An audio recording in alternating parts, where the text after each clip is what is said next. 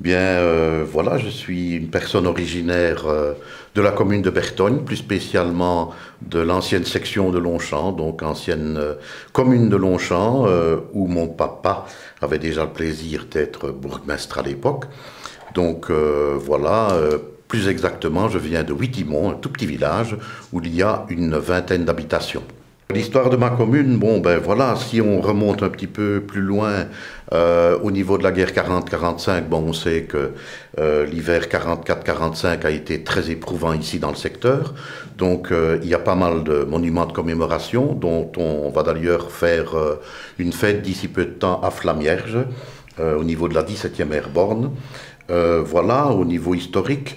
Bon, ben, pour le reste, c'est une commune essentiellement rurale, vous l'avez dit tantôt, donc où il y avait précédemment pas mal d'exploitations agricoles, pas mal d'exploitations d'élevage, qui malheureusement bon, ben, sont très décimées avec le temps et les moyens modernes qu'on a maintenant. Donc il y a encore pas mal d'exploitations, mais qui se limitent à environ 80 exploitations agricoles pour l'instant. Donc, au niveau des indépendants, ben, il y en a pas mal, mais ce sont de toutes petites structures aussi, parce que Bertogne n'est pas une commune commerciale, comme vous le savez, mais c'est une commune où il y a quand même pas mal de gens qui y travaillent. Ce sont des bosseurs, comme on dit chez nous, puisqu'on a très très peu de taux de chômage. On a un taux de chômage de 6%, donc ce qui est très très peu au niveau de la province de Luxembourg. Donc voilà, une région calme, où il y fait bon vivre, je pense, de par le fait aussi on a pas mal de place dans la commune de Bertogne. Avec nos 9000 hectares et nos 37 habitants au kilomètre carré, bon, ben, il y a de quoi se balader, il y a de quoi s'amuser et faire beaucoup de choses. Ma mission de bourgmestre, je crois qu'elle tient surtout en deux mots, le bien-être de la population et sa sécurité. Je crois que c'est essentiel dans une commune de voir les habitants qui sont bien, qui sont relax, qui vivent correctement, qui vivent, je vais dire, en toute sécurité aussi, du fait qu'on a une approche très importante au niveau de notre agent de quartier, par exemple. Nous avons un agent constatateur aussi, nous avons de bons contacts avec la DNF, ce qui fait que cette commune calme, on la crée, on la veut. Elle ne tombe pas comme ça calme du jour au lendemain. Je pense ça se travaille tout cela. Donc voilà, le bien-être de la population, c'est évidemment mon leitmotiv et la sécurité de ma commune. Les moyens dont dispose un bourgmestre, bon, ben, il faut savoir qu'au niveau sécurité, on fait partie d'une zone de police, la zone de police Centre-Ardennes, qui est très très bien gérée et qui est très active au niveau de la problématique qu'on pourrait avoir ici, point de vue sécurité, mais on ne doit pas les faire intervenir très souvent, donc ça c'est une très bonne chose. La proximité des gens par rapport à l'agent de quartier, qui n'est pas là du tout pour faire de la répression, mais plutôt pour communiquer avec la population, pour leur donner des informations, et évidemment aussi pour les conseiller par rapport aux problèmes de sécurité qu'il pourrait y avoir aux entrées des écoles, par exemple. Ça, c'est fréquent. On nous demande, tiens, est-ce que l'agent de quartier vient toujours à l'entrée des écoles? Oui, bien sûr, il y vient régulièrement. Il fait une tournante parce qu'on a 6 implantations scolaires, donc c'est beaucoup. On n'a que des écoles communales. Je dévie déjà vers des autres sujets, mais enfin, peu importe. Voilà, donc comme les moyens dont on dispose, bon, ben, l'agent de quartier, bien sûr, l'agent constatateur, qui est là évidemment au niveau environnement. Donc le respect de l'environnement, c'est quelque chose de très important dans une commune telle que la nôtre. On la veut propre, on la veut vraiment attirante par rapport au tourisme, par rapport aux gens qui y vivent. Donc il faut parfois qu'un agent constatateur se déplace quand il y a des feux intempestifs qui existent encore à gauche ou à droite, ou des dépôts éventuellement de poubelles ou autres qui n'ont rien à faire le long de la voie publique. Donc voilà les moyens dont on dispose actuellement par rapport au bien-être de notre commune. Dans la commune de Bertogne, c'est varié. On a encore la chance d'avoir des kermesses locales. Bon, on les préserve. Je trouve que c'est quelque chose de bien. Moi, j'ai connu ça quand j'étais enfant. Donc, on avait déjà une kermesse. Bon, à l'époque, c'était vraiment grandiose parce que c'était le moment annuel où il se passait vraiment quelque chose dans notre village. On a réussi à en préserver pas mal aux alentours et on aide parfois les jeunes aussi à les organiser. Bon, ben, au niveau de la commune proprement dit, nous avons beaucoup comment je vais dire, de groupements qui font différentes activités, que ce soit au niveau sportif. On a des clubs de gymnastique, de jujutsu. Il y a 2 clubs de football importants dans la commune, dont le club de Givry, hein, qui a fait parler de lui dans les dernières années, donc de façon assez importante. Il y a un club de tennis de table, il y a des associations telles que les ménagères rurales, telles que bon, les clubs de jeunes aussi, il y a pas mal de clubs de jeunes, donc voilà, ça bouge pas mal au niveau des associations locales. Alors si on peut dire, bon, un moment le plus festif, que ce soit au niveau culturel ou autre, c'est la fête du 21 juillet. Là, on fait des activités depuis le matin jusque tard le soir, puisque ça se termine par un feu d'artifice. Donc, la veille, il y a une balade en quad, donc qui est très bien organisée et bien cadrée aussi.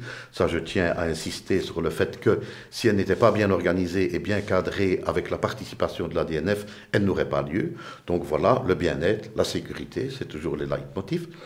Le jour du 21 juillet, il y a souvent le matin un jogging qui est organisé par une dame ici de la commune qui est très dynamique par rapport à cela.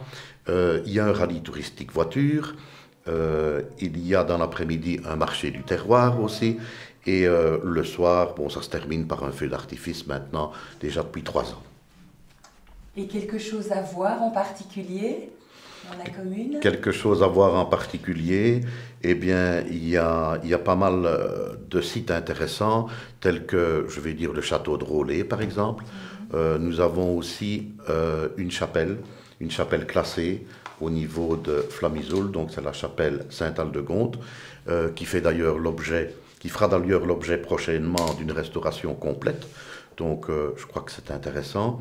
Bon, il y a pas mal aussi de parcours mobilité douce que l'on a instauré dernièrement. Donc on peut facilement aller d'un village à l'autre en suivant un balisage qui est propre soit aux cyclistes, soit aux joggeurs, soit à la personne qui fait de l'équitation ou tout simplement qui fait de la marche. Mobilité douce, pourquoi? Parce que ça peut se pratiquer surtout en famille et en toute sécurité puisqu'on n'emprunte pratiquement pas de grands axes. Donc ces promenades se font exclusivement au niveau de chemins agricoles ou forestiers. Le plus beau jour de ma commune, écoutez, dernièrement, ça a été la fête d'une centenaire. Donc voilà, ça a été vraiment un très beau jour. On a eu l'occasion de fêter 2 centenaires en 3 ans, donc ce qui est énorme. Alors on dirait bien, tiens, comment ça se fait? Mais, en fait, ce n'est pas moi qui ai fait les statistiques, mais il paraît qu'à Bertogne, on est une des communes où on y vit le plus vieux. Donc voilà, c'est qu'on s'y trouve bien, c'est que la population y trouve son compte et y trouve son bien-être. Donc voilà, je crois que c'est pas un seul moment, c'est plusieurs moments.